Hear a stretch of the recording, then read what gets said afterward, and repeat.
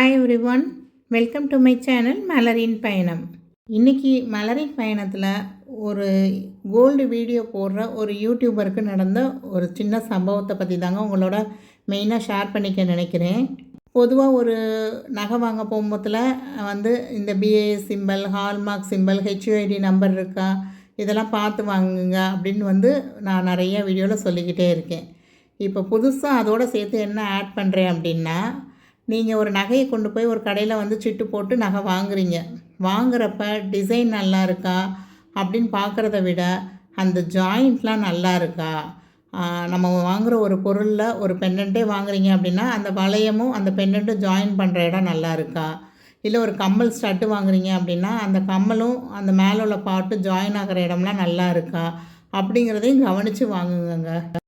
மோஸ்ட்டாக இந்த கோல்டு சம்மந்தமாக வீடியோ போடுற யூடியூபர்ஸ் அவங்களோட அனுபவங்களை தான் மெயினாக அவங்களோட ஷேர் பண்ணிக்கிறது.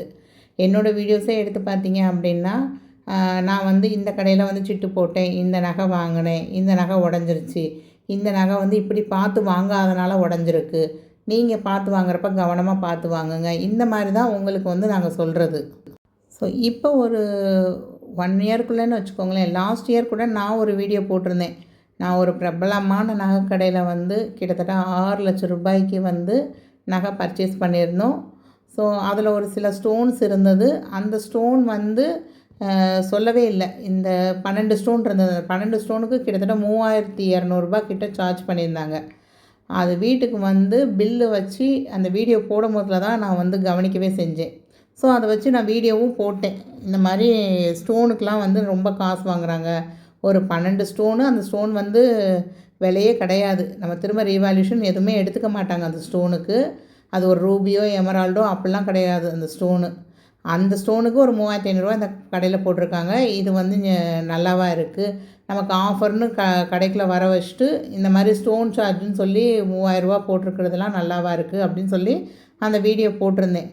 பட் அந்த கடையில் வாங்கின பொருள் நல்லா இருக்குது, அந்த கடையில் வாங்கின ஆஃபர் நல்லா இருந்தது, அதை நமக்கு என்ன பண்ணாங்கங்கிறதையும் சொல்லியிருந்தேன். அதாவது ஒரு யூடியூபருங்கிறவங்க என்ன ட்ராபேக்கோ அதையும் சொல்கிறோம். அதே மாதிரி அது நல்லா இருக்குன்னா நல்லா இருக்குங்கிறத அப்ரிஷியேட்டும் பண்ணுறோம் நாங்கள்.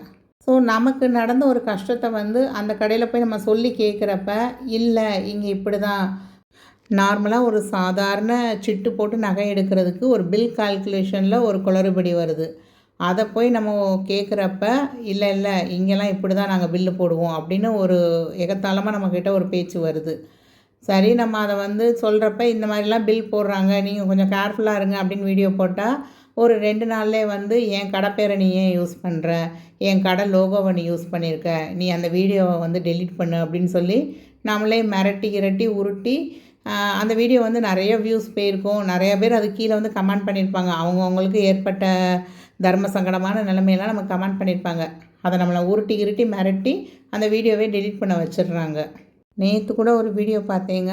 அதில் ஒரு யூடியூபர் சொல்லியிருந்தாங்க, எனக்கு அவங்க தூத்துக்குடியா நாகர்கோயிலா திருநெல்வேலியா எனக்கு தெரியல, பட் அவங்க ரொம்ப ஆதங்கமாகவே சொல்லியிருந்தாங்க. ஒரு தடவை போய் ஜுவல்லை எடுத்துட்டோம், அது பிஞ்சிருச்சு, திரும்ப ஒருக்க போய் நாங்கள் கொடுத்து மாற்றி செய்கூலி சேதாரம்லாம் கொடுத்து மாற்றிட்டு வந்திருக்கு, திரும்பியும் பாருங்கள் இப்போ நெளிஞ்சு போயிடுச்சு அப்படின்னு அந்த இதில் காமிச்சிருந்தாங்க. அவங்க அவங்க பில் டீட்டெயில்ஸ் எல்லாமே வச்சு தான் காமிச்சிருந்தாங்க.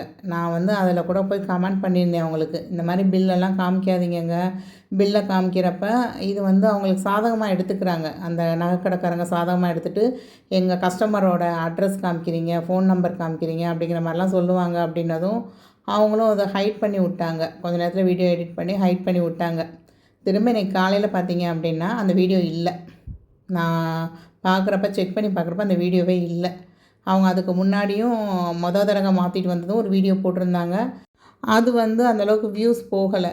பட் நேற்று போட்ட வீடியோ ரேண்டமாக பார்த்தீங்க அப்படின்னா ஒரு 6 to 7 ஹவர்ஸில் 10,000 வியூஸை தாண்டி போகுது. கிட்டத்தட்ட ஒரு 100-150 பேர் கமெண்ட் பண்ணியிருந்தாங்க. கீழே போய் நான் கமெண்டெல்லாம் வாசித்து பார்த்தேங்க. ஒவ்வொருத்தவங்களும் சிறுக சிறுக மிடில் கிளாஸில் உள்ளவங்க நம்ம பணத்தை கொஞ்சம் கொஞ்சமாக 1000 2000 சேர்த்து ஒரு நகையை வாங்குகிறோம், வாங்கி ஒரு 10 நாள்லேயே அது உடஞ்சி போகுது, கீழே பிஞ்சு விழுந்து காணா போயிடுச்சு ஒரு ட்ராப்லாம் அப்படின்னு சொல்லி ஒரு சிஸ்டர்லாம் ரொம்ப வருத்தத்தோடு போட்டிருந்தாங்க. ஸோ எனக்கு என்ன ஆச்சரியம்னா, ஒரு வீடியோ போட்டு அது வைரல் ஆகுது அப்படின்னா அவங்க ரொம்ப கரெக்டாக அதை ட்ராக் பண்ணி அந்த அட்ரஸை கண்டுபிடிச்சி அவங்கள நேரில் பார்த்து ரெக்வஸ்ட் பண்ணி இந்த வீடியோ டெலீட் பண்ணுங்கன்னு வந்து மேனேஜ்மெண்ட்லேருந்து அவங்கள ஃபோர்ஸ் பண்ணின்னு இல்லை, ரெக்வஸ்ட் பண்ணி டெலீட் பண்ண வச்சிட்டாங்க. இதில் வந்து அவங்க வந்து நம்மளை ஏமாற்றிட்டாங்க அப்படிங்கிற மாதிரி நான் வந்து ஒரு இடத்துல கூட சொல்ல மாட்டேங்க. ஏன்னா ஏமாறுறது நம்ம தாங்க. நமக்கு தெரியும் பார்வையாக இருக்குது ஆனால் லைட் வெயிட்டாக இருக்குது அப்படின்னா கண்டிப்பாக அது வந்து வளையுங்கிறது நமக்கு தெரியும். தெரிஞ்சே எதுக்கு நம்ம அந்த பொருளை போய் வாங்கணும். அதனால் கொஞ்சம் கனமாக நான் அதனால தான் நிறையா வீடியோஸில் சொல்லுவேன், நீங்கள் ஒரு டெய்லி யூஸ்க்கெலாம் ஸ்டட்டு வாங்குறீங்களா, காஸ்டிங் டைப்பில் வாங்குங்க. கொஞ்சம் கனமாக பாந்தமாக இருக்கிற மாதிரி பொருள் வாங்கிக்கோங்க நீங்கள். ஏன்னா ஒரு நூறுரூபா சேர்த்தாலே நம்ம வந்து தங்கம் சேமிக்கலான்னு நம்மளை வந்து திரும்ப திரும்ப சொல்லி நம்ம வந்து ஒரு ஆப்பை டவுன்லோட் பண்ணி ரூபாயா சேர்த்து செய்கூலி சேதாரம் ஜிஎஸ்டிலாம் கொடுத்து ஒரு நகையை வாங்கி ஆசையாக போட்டு கொஞ்ச நாளில் அது உடஞ்சி போகுது, தொலைஞ்சு போகுது. அப்படிங்கிறப்ப அதோடைய வருத்தம் வந்து சொல்லவே முடியாதுங்க. அந்த அளவுக்கு இருக்க தான் செய்யும். நான் வந்து இப்போ எல்லா நாட்களையும் சொல்ல வரலங்க. நானுமே வந்து என்னோடய ஸ்டட் கலெக்ஷன் காமிக்கிறப்பெல்லாம் நான் சொல்லியிருப்பேன், இதெல்லாம் வந்து இங்கே வாங்கினது அங்கே வாங்கினதுன்னு சொல்லி. டிசைன் பிடிச்சிருக்குன்னு ஸ்டட்டு வாங்கி அது வந்து தொலைஞ்சு போய் கிட்டத்தட்ட இது வரைக்கும் நான் வந்து கம்மல் தொலைச்சதே பார்த்திங்கன்னா 1 சவரன் கிட்ட சின்ன சின்ன கம்மலாக வந்து தொலைச்சிருப்போம் நம்ம. அதாவது இதெல்லாம் அப்போ அனுபவத்தில் தான் நம்ம வந்து சொல்கிறது, இந்த மாதிரி நகை வாங்காதீங்க, இந்த மாதிரி நகை வாங்குங்க அப்படின்னு சொல்கிறது. டெய்லி யூஸ் பண்ணுற கம்மலாக அதுக்கு கொஞ்சம் கனமாக தான் பார்த்து வாங்கணும், காஸ்டிங் டைப்பை தான் வாங்கணும், கொஞ்சம் சேதாரம் கூட கொடுத்து தான் வாங்கணும் அப்படின்னா நம்ம அதுக்கு வாங்கித்தாங்க ஆகணும். லாஸ்ட்டாக ஒரு வீடியோ கூட போட்டிருந்தேங்க, ஒரு சிட் ஸ்கீம் பற்றி போட்டிருந்தேன். 50% செய்கூலி சேதாரம் நம்ம கொடுத்து தான் ஆகணும் அப்படிங்கிற மாதிரி அந்த வீடியோவில் இருந்தது. ஸோ இது வந்து மிடில் கிளாஸ் சூட் ஆகாது அப்படி இப்படின்னு போட்டிருந்தாங்க. ஆனாலும் அந்த இதில் வந்து அங்கே அந்த கடையோட வந்து குவாலிட்டியை பற்றி ஒரு ஆள் கூட அதில் வந்து காம்ப்ரமைஸே சொல்லலைங்க. நல்லா குவாலிட்டியாக இருக்கும், அவங்களோட வாங்கினது வந்து 10-15 வருஷம் ஆனாலும் அது பாட்டுக்கு இருக்குது அப்படிங்கிற மாதிரிலாம் சொல்லியிருந்தாங்க. ஸோ இதெல்லாம் பார்க்கும்போதில் நமக்கு எந்த கடையில் வாங்கினா நமக்கு நல்லா ஸ்ட்ராங்கானது, நல்ல குவாலிட்டியான ப்ராடக்ட் கிடைக்குது அப்படின்னு பார்த்து தாங்க நம்ம வாங்கணும். நமக்கு கம்மியான செய்கூலி சேதாரம் இருக்குது அப்படிங்கிறதுக்காக வெயிட்லெஸ்ஸாக உள்ள நகையை போய் வாங்காதீங்க. ஆக்சுவலாக இப்போ ட்ரெண்டிங்கில் என்ன இருக்குது அப்படின்னா ஓல்டு கோல்டு எக்ஸ்சேஞ்ச் ஆஃபர் அப்படின்னு சொல்லிட்டு ஓல்டு கோல்டுக்கு மார்க்கெட் ரேட்டை விட எக்ஸ்ட்ராவாக ஒரு 125 ருபீஸ் நாங்கள் தர்றோம், 75 ருபீஸ் வந்து எக்ஸ்ட்ரா, 50 ருபீஸ் எக்ஸ்ட்ரா. நீங்கள் ஒரு 10 கிராம் கொண்டு வந்து எக்ஸ்சேஞ்ச் பண்ணுறீங்க அப்படின்னா 10 கிராமுக்கு இன்றைக்கி மார்க்கெட் ரேட்டுக்கு அப்படியே எடுத்துக்கலாம், செய்கூலி சேதாரம் மட்டும் கொடுத்துட்டு ஜிஎஸ்டி மட்டும் கட்டிட்டு நீங்கள் எடுத்துக்கலாம் அப்படிங்கிற மாதிரி நிறைய ஆஃபர்ஸ் வந்து மாறி மாறி நம்ம பார்த்துக்கிட்டே இருக்கோம். ஏன்னா மக்கள் கையில் ரூபா இல்லை, காசு பணம் இல்லை. ஆனால் எக்ஸ்சேஞ்ச் பண்ணுறதுக்கு இந்த மாதிரி, ஏன்னா அடிக்கடி இப்போ இந்த மாதிரி லைட் வெயிட் நகை வாங்குறப்ப என்ன ஆகுது, ஆட்டோமேட்டிக்காக உடையுது. ஸோ இந்த மாதிரி எக்ஸ்சேஞ்சில் போட்டால் நமக்கு எக்ஸ்ட்ரா கொஞ்சம் காசு கிடைக்கும்ல அப்படின்னு நினச்சி நம்ம என்ன செய்வோம், சரி இது பிஞ்சு தானே இருக்குது போய் மாற்றிட்டு வந்துடுவோம் அப்படின்னு சொல்லி கடைக்கு போகணும் நம்ம. ஸோ நம்மளே வந்து வாங்குறப்பே வந்து ஒரு சீப்பான ப்ராடக்டை வாங்குகிறோம், அது கொஞ்ச நாளில் உடையுது, திரும்ப இந்த மாதிரி ஒரு எக்ஸ்சேஞ்ச் ஆஃபரில் கொண்டு போய் போட்டு நம்மளே ஏமாற்றிக்கிறோம்.